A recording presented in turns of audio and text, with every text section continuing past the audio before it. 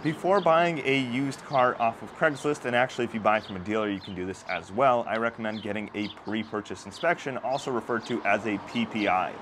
A pre-purchase inspection is something you do at almost any mechanic shop, basically a regular auto repair shop where they do oil changes, brakes, alignments, things of that sort, and you call ahead, you ask them what the rate is for a PPI, they will let you know, and then you schedule it, and you meet the seller of the car there. For instance, let's say I'm buying a 2010 Toyota Camry in Fresno, California. I would call a few shops in Fresno, and I can either call them or I can go on Yelp and usually do the request a quote button, and I would tell them, hey, I need a pre-purchase inspection. They know exactly what that is. They usually have a set rate for it. They range between $100 to $300, but they are very helpful to get. They will check for things like, are the brakes in good condition? Does the engine have any leaks? Are there any upcoming problems? Do you need new suspension pieces? Are you going to need new tires? Are you going to need new fluids? Does it need an oil change? Things like that. And then you have a couple different options with the outcomes. Now, for me, what happened with my PPI is I got a car inspected, and it turned out a lot of it had been repainted, and the owner didn't disclose that to me, so I didn't buy the car. It saved me a huge headache because it had accident history that was not disclosed. But let's say you're buying this 2010 Camry and the mechanic says, oh, you know what, the brakes are going to need to be replaced within the next year. It's going to be like 500 bucks.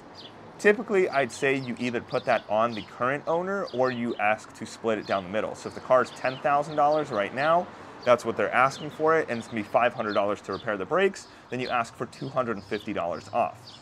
Now, the way that I set up pre-purchase inspections, the couple times I've done them, is I have told the owner of the car, hey, if it passes the pre-purchase inspection, I will pay for the entire inspection, right? Because you're telling me the car's in great condition, it's never been repainted, it doesn't need new brakes or new oil changes or things like that for, let's say, a year, right? Because, of course, car will need oil change and brakes eventually. But if they say everything's good and they're a person of their word, then I would say, you know what, okay, if it passes the inspection, I will buy the car and I will pay for the up to $300 inspection. But if it does not pass the inspection, I will not buy the car, and I would like to split that half and half with you. Now, they might get very upset if it doesn't pass inspection because it might be a surprise to them. For instance, if someone doesn't really know about brakes on their car, right, and they're like, oh, the brakes have been working, but the mechanic says it's going to need new brakes, I would say probably still buy the car, but negotiate with them a little bit. But if it has a lot of things wrong, and then you say, oh, you know what, I'm not going to buy the car, they are going to be a little upset. They spent their time, they thought you were going to buy the car, they went to the inspection to meet you, etc. So, you know, it's nice of them to split it half and half, but don't always expect that they will. So know upfront what your cost might be, but to spend up to $300 on a pre-purchase inspection can be a lifesaver. Seriously, if I would have bought that GTI that was repainted and I didn't know about it, that would have sucked when I went to sell it and someone else would do an inspection, and then they'd be like, dude, this car's been in a crash, and I'd be like, no way, the previous owner said it hasn't.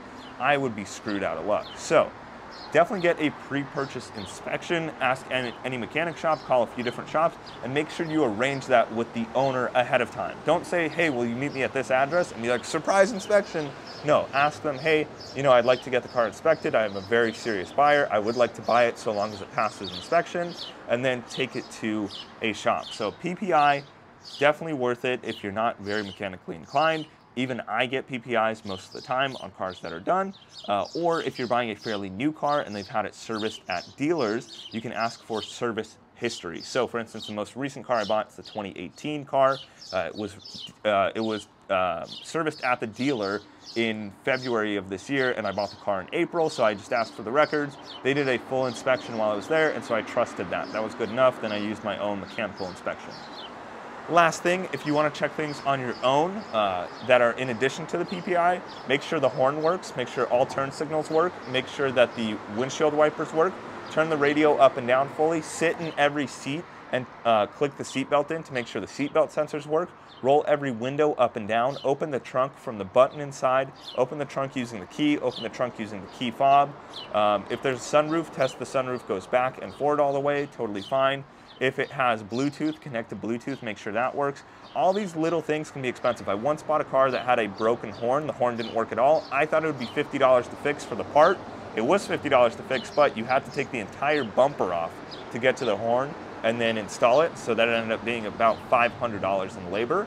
And I didn't want to do it myself because there were about 50 screws to take off that bumper. So those are my tips for getting a pre-purchase inspection. And then anything that you could test in a car that has broken on your previous cars, sit in the car, test it out, make sure every single thing works. Headlights, turn signals, hazard lights, radio, glove box opens and closes without falling down, cup holders work, the center console works, USB ports, power plugs, anything and everything that might break. And you know, you might think it'll only be a few dollars to fix, but it could be your time and more money. So those are my recommendations on what to check before getting a new car, a new used car for yourself.